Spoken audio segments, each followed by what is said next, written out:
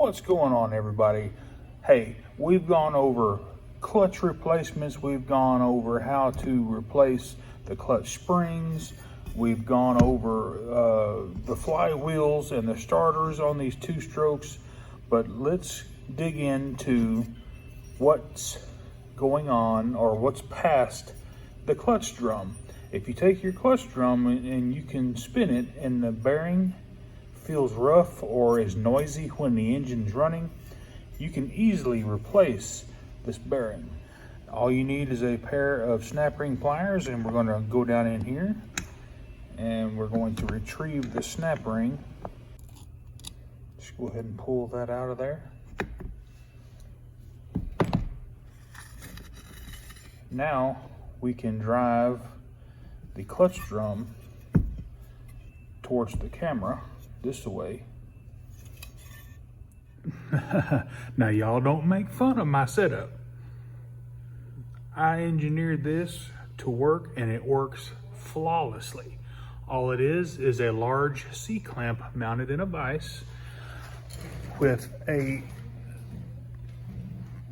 you can use a piece of metal, but I'm just using a wrench.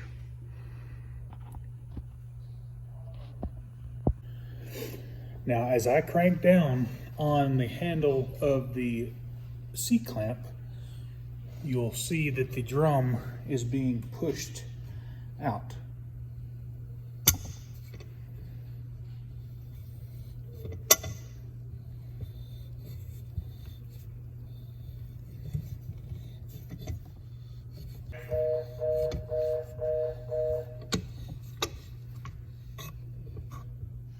Once you get it broke free, it should just be able to just pop right out and get you a brass drift punch and just tap it, and it'll come the rest of the way.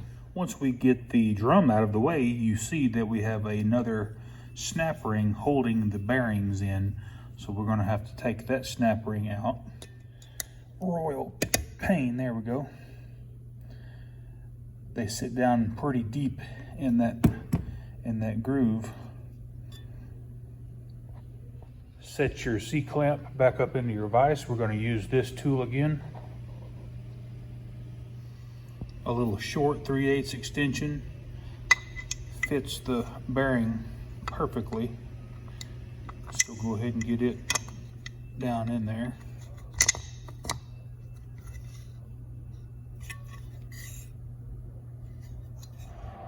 You know, guys, keep in mind that this is all the stuff that you should have just laying around your shop. Everybody should have a C-clamp and a wrench. And like I said, you don't have to use the wrench. You can use a piece of bar stock across there, and I understand that. But this works great. You can hear the bearings giving and letting go, giving and letting go. So let's go underneath and see what's going on. I'm going to twist the handle up here on the C-clamp.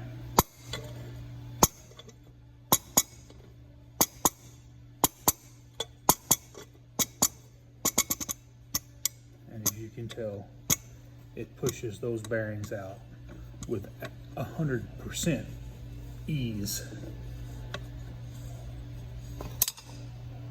Boom, done. Your little extension kind of holds everything together, both the bearings, so whenever you take it out,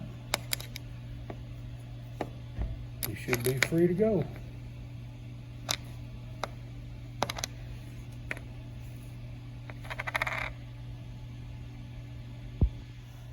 No damage to the case, no damage to the bearings, but if you're replacing them, you're not too much worried about damage.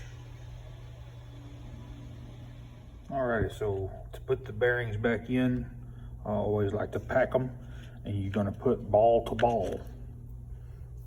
I know that didn't come out right, but it is what it is. Go ahead and put your little adapter back in there just to kind of help hold everything together.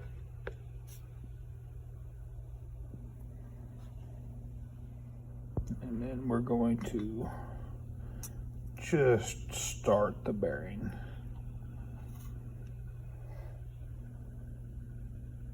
Now basically we're going to turn the bench vise into a press.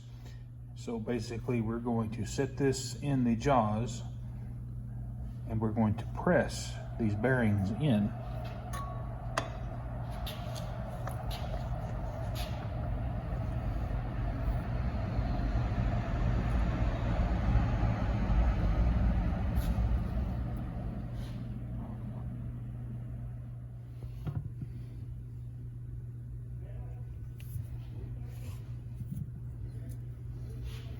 Just press it in until it stops. They'll be a little bit taut. That's what you want. And just go until you'll feel the handle get, a little bit tight, but you don't want to force it. So once that's done, your bearings are installed. Then you'd reinstall your snap ring.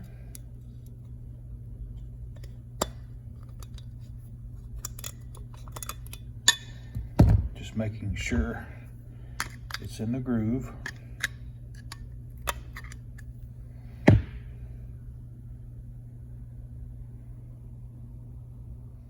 Now install your drum.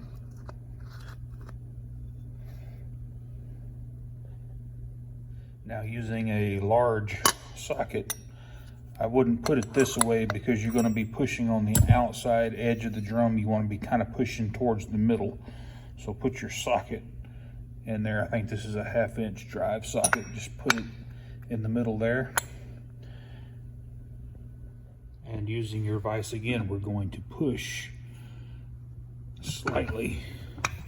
And it's going to be, here we go. Back off and go again. If it gets tight, reposition.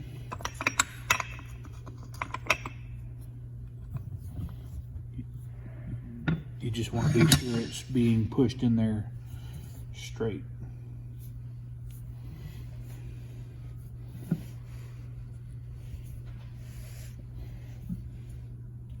All right, we're stopped.